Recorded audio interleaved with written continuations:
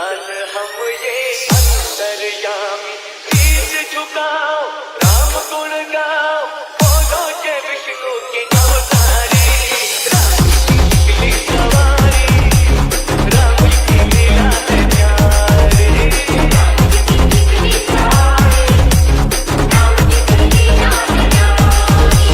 DJ Lakshman एक तरफ सीता बीच में जगत के पालनहारी राम की निकली सवारी राम की लीला है न्यारी न्यारी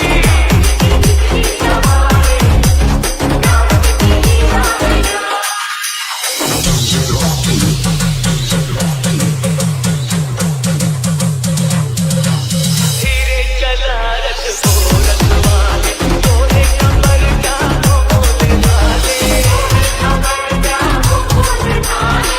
बार लेके ना मरेगा सौ बार तो फिर भी करेगा व्याकुल पड़े हैं कब से खड़े हैं दर्शन के प्यासे सब हरनारी राम की निकली सवारी राम की लीला है न्यारी न्यारी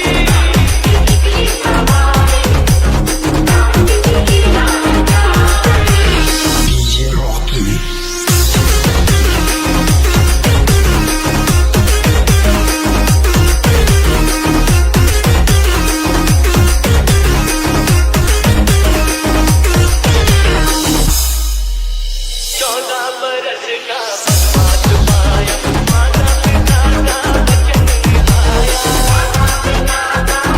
निभाया सोई थी हर दी रावण से सीता रावण को मारा लंका को जीता जब तब ये आए जब तब ये आए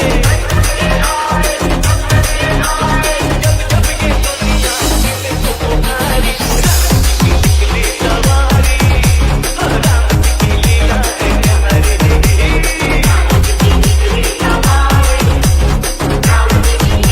है न्यारी एक तरफ लक्ष्मण एक तरफ सीता बीच में जगत के पालनहारी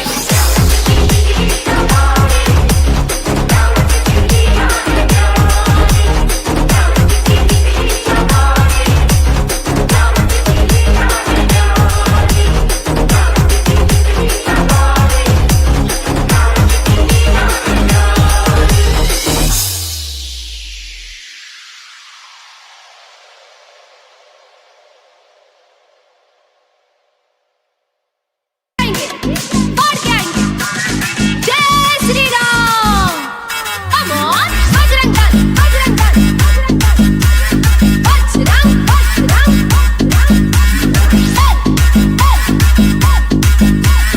जोर से बोलो बजरंग दल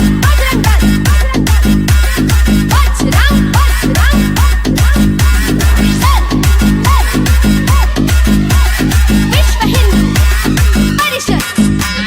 मेरा नाम शाकाल है। तो तुम ही शाकाल हो? जी हाँ, मैं ही शाकाल हूँ। इसमें तो कोई शक ही नहीं कि ये काम शाकाल का है। लोगों को इस तरह से उठवा लेना, गायब कर देना, उसके बाएं हाथ रखे थे। Everybody say बजरंग ज्ञान बजरंग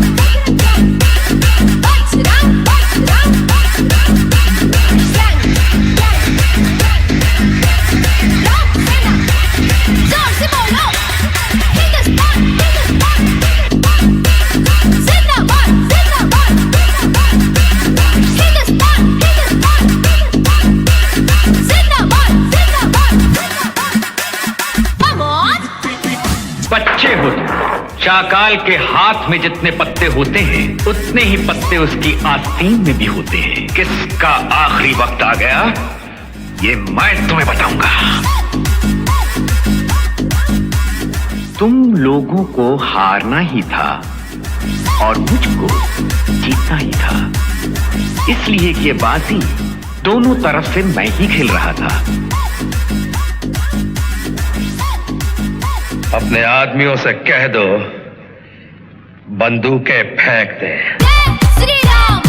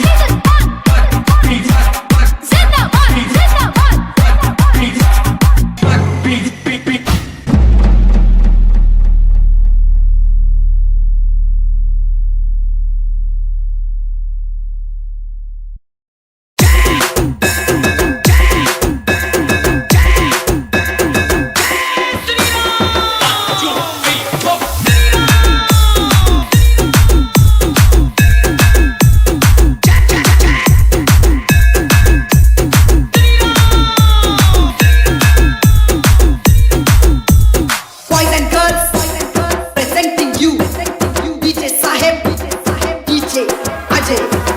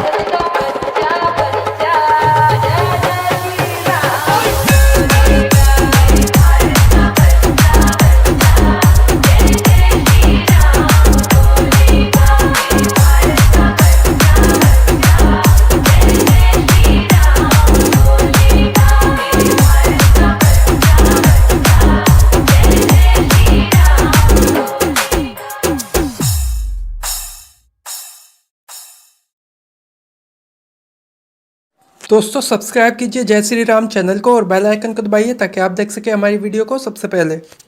अब देखो मैं क्या करता हूं।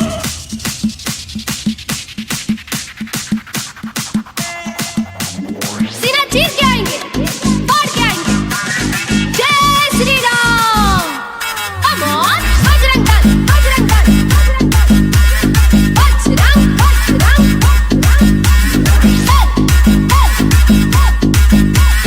जोर से बोलो, जोर से बोलो। बजरंग दल, बजरंग दल, बजरंग, बजरंग,